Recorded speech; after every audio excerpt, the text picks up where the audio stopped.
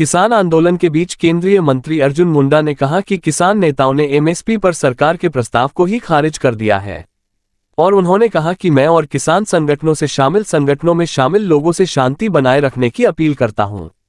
साथ ही उन्होंने मुद्दों के समाधान के लिए चर्चा करने की भी बात कही।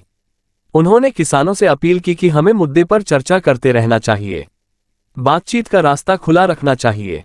हम सभी शांति चाहते हैं और हम सबको मिलकर इस समस्या का समाधान निकालना है। आइए आपको सुनाते हैं कृषि मंत्री अर्जुन मुंडा ने क्या कहा। सबसे पहले तो मैं किसान संगठनों के और ऐसे सभी के जो इस समय इससे जुड़े हुए हैं उनसे अपील करूंगा कि किसी भी ऐसे जिसको हमने संवाद से समाधान की तरफ ले जाना है, उसमें शांति और वार्ता लगातार जारी रखते हुए हमें आगे बढ़ना चाहिए। देश के लोग भी शांति चाहते हैं, हम सब शांति चाहते हैं और सभी खुशहाली के लिए ये सुनिश्चित करना चाहते हैं कि हम सब मिलकर के समाधान ढूंढें और ऐसे विषयों पर हम गंभीरता से विचार करें। सरकार के माध्यम से हमने कोशिश किया कि लगातार वार्ता को जारी रखते हुए हम आगे बढ़ाएं और कुछ प्रस्ताव पर बातचीत हुई और उसमें जो आज समाचार प्राप्त हुआ कि उस प्रस्ताव से वो सहमत नहीं है। पर ये बातचीत, ये वार्ता, ये संवाद हमारा जारी रहना चाहिए और शांतिपूर्ण ढंग से हमें इसका समाधान ढूंढना चाहिए। मैं अपील करूंगा वैसे सभी संगठनों से जो इस तरह की बातों को और इस तरह के माहौल को जिससे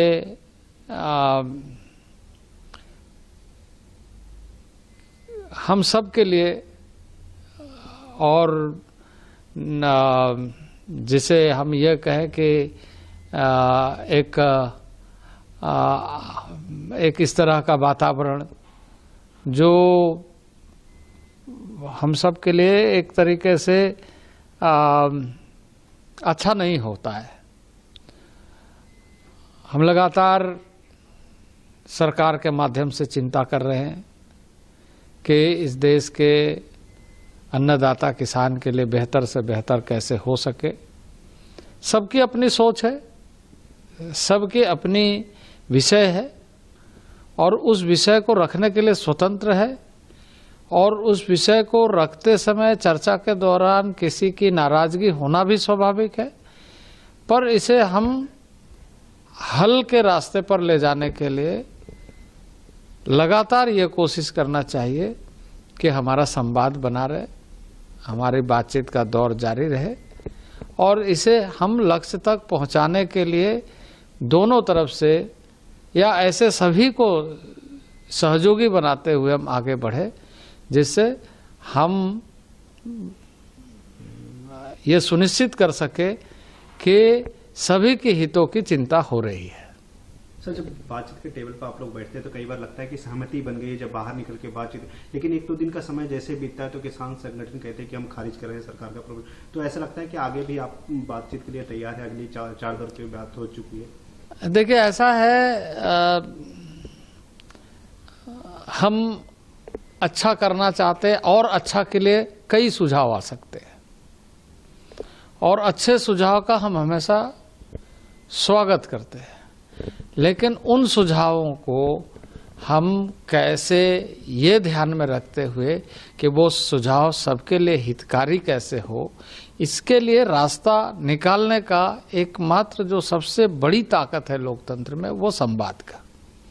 उसके माध्यम से और मैं कहूँगा कि मैं जैसे पहले हमने बातचीत किया है, समाधान ना निकला हो, मैं मानता हूँ कि कुछ लोगों की इसमें सहमति नहीं है, नाराजगी है या कुछ भी हो, लेकिन हमें इसमें संयमता के साथ इस बात को ध्यान में रखते हुए कि हम ऐसे समस्या या ऐसे विषय या ऐसे सुझाव को हम एक रचनात्मक दृष्टि से देखते हुए हम ध्यान में रखें और कोशिश ये करें। और हम जब इसमें लगातार इस तरीके से चर्चा करेंगे तो आगे हम बढ़ेंगे, क्योंकि हमारी लोकतांत्रिक ताकत यही है कि हम अपने विषयों को सही ढंग से रखते हुए हम उस पर लगातार संवाद बनाए रखें।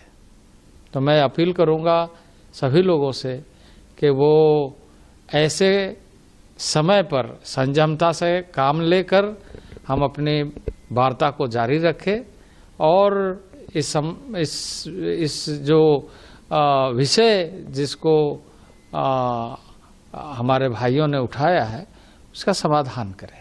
वहीं आज किसान नेता सरवन सिंह पंधेर ने सुबह कूच से पहले प्रेस को संबोधित किया और उन्होंने कहा कि हम सीधा पीएम से ही अपील करते हैं कि वो इस मामले में हस्तक्षेप करें। हमारे हाथ खाली हैं और हम खाली हाथ ही प्रशासन का सामना करेंगे। प्रधानमंत्री नरेंद्र मोदी को खुद इस मामले का हल निकालना चाहिए और उन्होंने कहा कि हम सरकार से चाहते हैं कि हमें शांतिपूर्वक दिल्ली कूच करने की इजाजत दी जाए। हमारे किसान और मजदूर के ऊपर जुल्म ना ढाया जाए। सरकार खून की प्यासी ना बने। हमने वोट देकर नरेंद्र मोदी को पीएम बनाया है। केंद्र हमारी सुनेगा तो शांतिपूर्वक हल जरूर निकलेगा। सरवन सिंह पंधेर ने और क्या कहा वो भी सुनवाते हैं। जतन की वार्ता का हमें न्योता मिला, हम उस वार्ता में गए। हमने हाथ बांध के केंद्र सरकार को ये निवेदन किया कि आप हमारे साथ बैठकर हमारे मसलों का हल कीजिए। अब सभी मांगों के ऊपर एक एक मांग के ऊपर चर्चा हो चुकी है। अब तो निर्णय लेने का समय है। अगर केंद्र सरकार का हेड ऑफ स्टेट आगे आए और वो कहे कि हम एमएसपी गारंटी कानून बनाने के लिए तैयार हैं, ठीक है, आगे इससे आगे बढ़ा जा सकता है और स्थिति को शांत किया जा सकता है। जो हमें नजर आ रहा है यहाँ एक एक माँ का एक एक बेटा है। हम अपनी ओर से बिल्कुल पीसफुली रहेंगे, पर जो हमने देखा कि केंद्र अर्धसैनिक फोर्सों के द्वारा किसान और मजदूर की आज खून की होली खेलेगा। हम कहते हैं आपका दायित्व बनता है।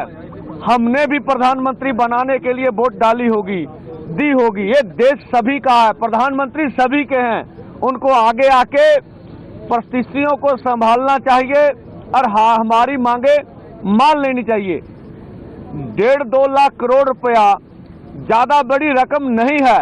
इसके ऊपर 60% किसान निर्भर कर रहे हैं। खेत मजदूर जोड़ लें तो देश की 80% आबादी बनती है। तो हमारी पूरा प्रयास है कि पीसफुली रहेंगे, अथवा अगर केंद्र को ऐसा लगता है अभी मांग मानने में कोई उसे दुचित्ती आ रही है, तो हम कहते हैं प्रधानमंत्री जी, संविधान की रक्षा करना आपका दायित्व है। आप संविधान की रक्षा कीजिए। हमें पीसफुली प्रोटेस्ट करने के लिए ये नाका खोल के दिल्ली जाने का इजाजत दे दीजिए। ये संविधान हक है देश के किसान मजदूर का। इससे गतिरोध खत्म हो जाएगा और आगे भी हमारे जवान है, इधर किसान है, वो भी हमारे परिवारों से है, हम भी अपने हैं। इसलिए हम नहीं चाहेंगे कि हम ऐसा कुछ हो तो जो देश को आज दुखद तस्वीरें देखने में सामने आए, और हम अपनी ओर से कोई प्रहार नहीं करेंगे, पीसफुली रहेंगे।